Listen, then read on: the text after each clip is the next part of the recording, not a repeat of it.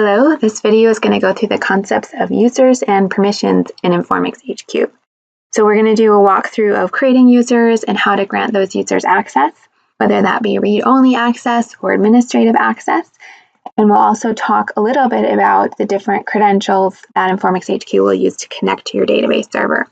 So let's get started. So I am going to log into InformixHQ as the admin user. The admin user is the user that's created the first time you start InformixHQ, and that user has system administrative privileges for the InformixHQ tool itself. So that means that the admin user has a system settings link on the menu. Only users with system administrative privileges to InformixHQ have the system settings link. Regular users will just see my settings and log out. So let's take a look at the system settings. This is where administrative users can configure various things about InformixHQ, which includes setting up alerting configuration, data cleanup, etc. But what we're going to focus on for this demo is user management. So when InformixHQ is started for the very first time, one user is created, and that's the admin user, which has system administrative access. Most likely, one of the first tasks of the admin user is going to be to create other users who will be able to log in and access InformixHQ. So that's done here on the user management page by just clicking the Create User button. So to create a new user, you just need to provide a username and then provide that user's initial password.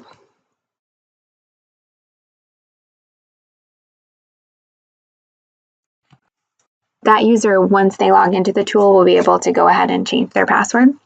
Besides providing the username and the initial password, you can optionally decide if this user should have system administrator privileges.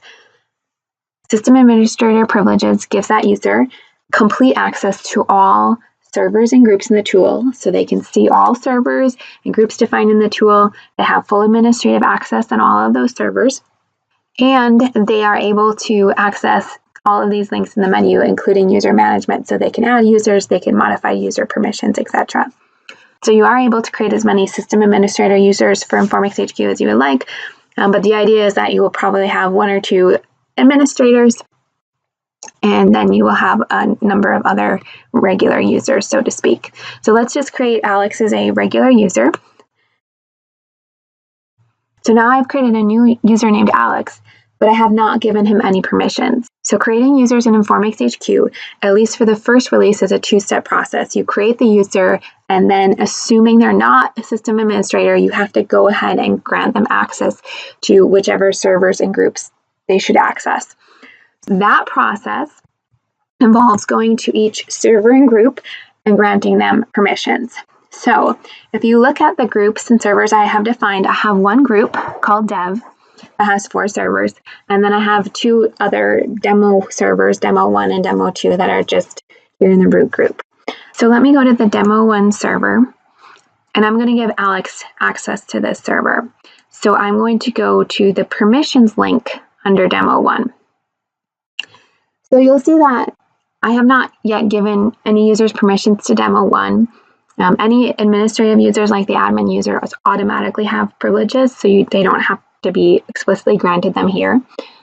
But regular users like Alex, to be able to see or administer demo 1, has to be granted permissions here. So to give Alex permission to the demo 1 server, I will click the Add User button, and then I can pick from the list of all users on InformixHQ which users I want to add. So I'm going to do Alex, and then I have to select Alex's privileges. So there are 3 types of permissions you can have in InformixHQ. These are permissions, so to speak, so they're mutually exclusive. They're not roles. So you want to make sure you grant your user all of the permissions that they need. So for a user to have any permission on the server, they have to at least have read permission. Read permission gives them the ability to look at that server in InformixHQ. They can see any data about the server that the UI provides, but they do not have access to make any changes. That requires administrative privileges. They also don't have access to run SQL. So for the demo 1 server, I'm actually going to give Alex full permission. I'm going to give him read, SQL, and administer. So he will have full access to see the server, to run any SQL through our SQL editor, and to run administrative commands. So I'll click add, and now I see that Alex has permissions, read, SQL, and administer on the demo 1 server.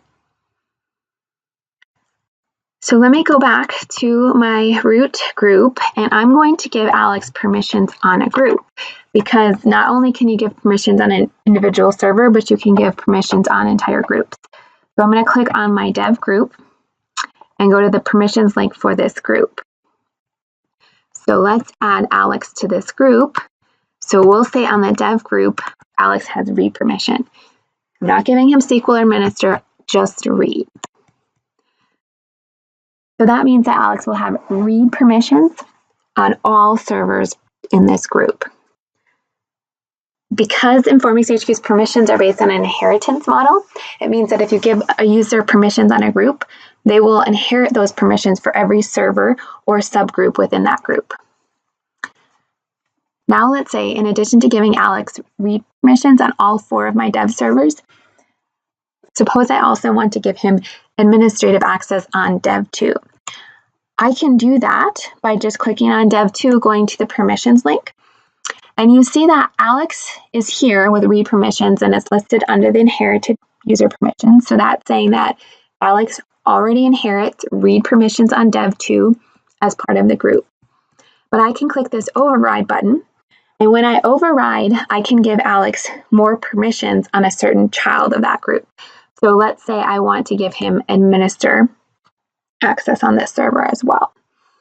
I can't take away inherited privileges. To do that, you would have to do that at the group level, but I can grant additional privileges on certain child objects within the group, child objects being servers or other subgroups. So let's save. And just as a quick refresher, if you'll remember, I gave Alex read, SQL, and admin privileges on the demo 1 server. I gave him read-only privileges on the dev group, and I gave him read, SQL, and administer privileges on the dev 2 server within that dev group. So let's log out now and log back in as Alex and see what he can see within the tool.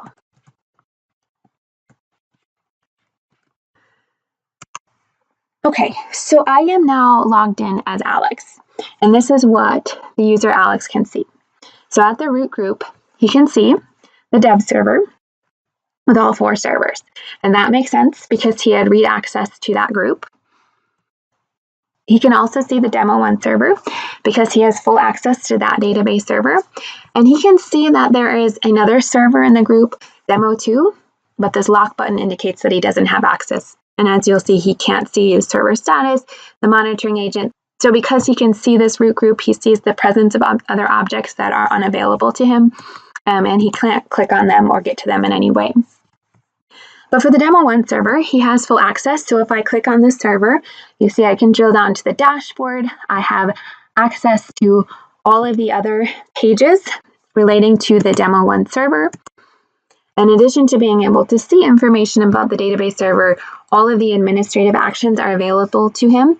So he can do edits of various unconfig parameters in this case, or he can click to run a checkpoint or any other administrative actions available. The SQL console is also fully available to him because he has SQL access on this database server. So he can run any database queries that he would like.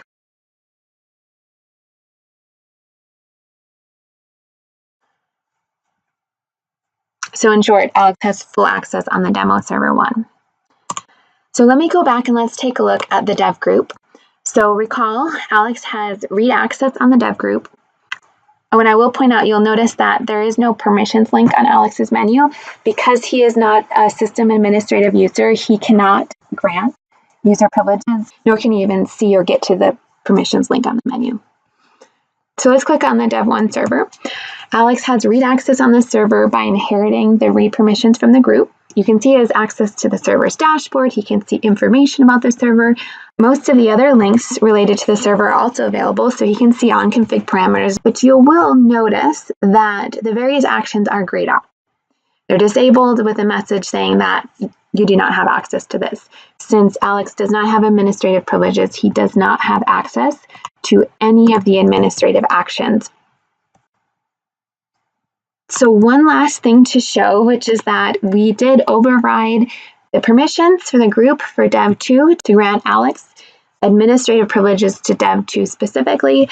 So I'll just go and show that he does have the administrative actions available for Dev2 specifically, as well as access to the SQL console. So let me log back out quickly and log back in as the admin user. So I did want to point out that the admin user or any system administrative user can grant permissions on the root group for all servers and groups. So if you wanted to just shortcut and give someone access to all servers and groups without giving them system administrative privileges on the tool, it is possible for you just to click on the permissions page for all servers and give them read access or read and admin access to all servers. So there's one more thing that I wanted to cover in this video, and that is the credentials InformixHQ uses to connect to the database server. So when you add a server in InformixHQ, you need to provide us the connection information for the server. So you give a server name, which is just the alias that we will refer to that server by in the InformixHQ UI. So let's create a Demo3 server. You provide a host name and the port.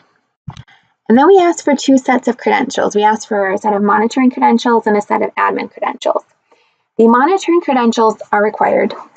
To see this database server in the tool, you have to at least provide us a set of credentials so we can connect to that server and gather information about it. So the monitoring credentials, you just need to supply a user who has at least connect access to the SysMaster database. It does not require more than that. Optionally, we do recommend that you also give that user connect access to the sysadmin database and a couple of additional tables in SysMaster that are closed by default, but those are not required. InformixHQ will use the monitoring credentials as you're navigating through the UI to connect to your database server, query SysMaster tables to gather information about the database to display in the UI.